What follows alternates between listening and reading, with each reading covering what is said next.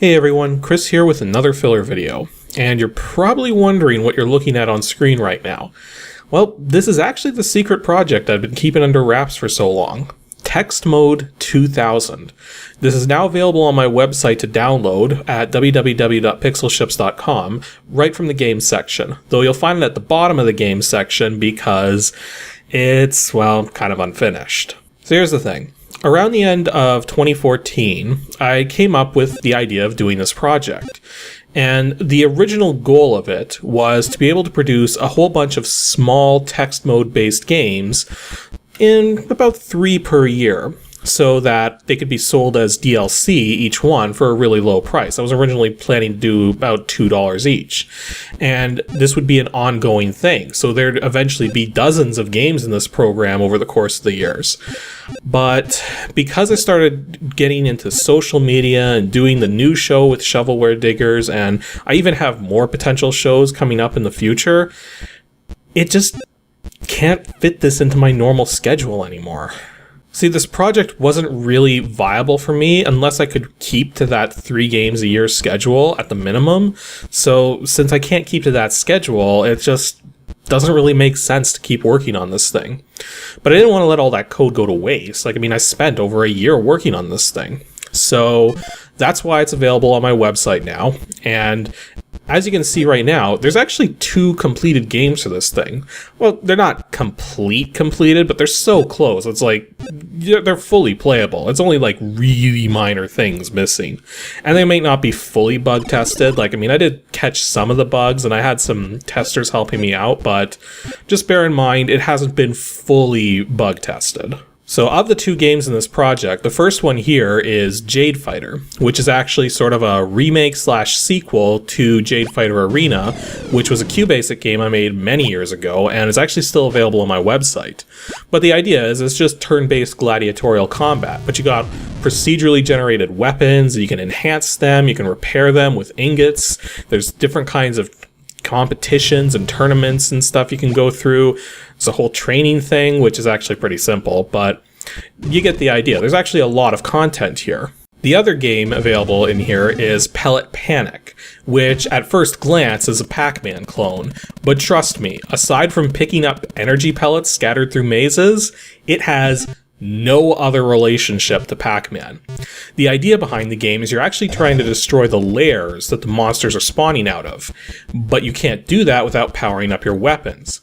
And by collecting the energy pellets, your weapons get more and more powerful, meaning you can start doing enough damage to destroy those layers. And just like with Jade Fighter, there's a lot of procedural content going on here with Pellet Panic. You've got procedurally generated weapons and, well, they're not totally procedurally generated because it basically just comes down to a corporation that manufactured them, which just sort of affects their stats and everything.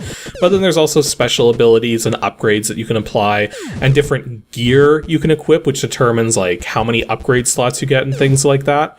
So there's a lot of content to this thing, and 20 not random but handmade levels as well. So yeah, there's actually a lot here. So I didn't want all of this work to go to waste, and that's why I've got it available for download now. The only catch is that because I'm distributing this myself and not through a third party like Steam or GOG or such, it kind of makes it a little tricky. This was never an issue back in the mid or early 2000s because security wasn't such a massive deal back then. But nowadays, there's all kinds of things in place to make sure that the files you're downloading are, safe to download, quote unquote. So things like virus scanners or Windows SmartScreen, they're exceedingly paranoid about stuff that they don't recognize. So when you go to download this, don't be surprised if your virus scanner decides to sandbox it or false positive it or something. And also don't be surprised if Windows SmartScreen is like, this program could be potentially dangerous and decides to try not to let you run it. I have information on the download page for this game about how to actually get past these things if they are an issue.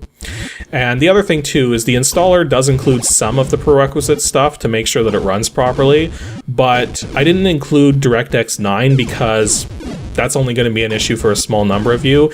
It has to do with the fact that DirectX 9 is provided through sort of a compatibility layer with DirectX 10 and above, but is missing certain aspects that my program actually needs in order to run properly.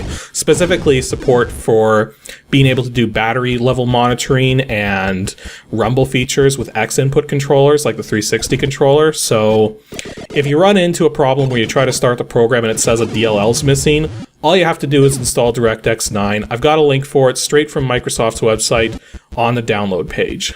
And I didn't include it in the installer itself because it's nearly a 100 megabyte download. I didn't want to make my own installer like 4 times bigger. And by the way, I'm not upset or anything about releasing this for free for everyone, even though I had aspirations for, having paid DLC and everything for it, because a lot of the code that I wrote for this program is stuff that I'm going to be able to use in whatever I do next. So there's a lot of code that's not going to waste and is going to make it so that whatever I do next will be a bit faster as a result.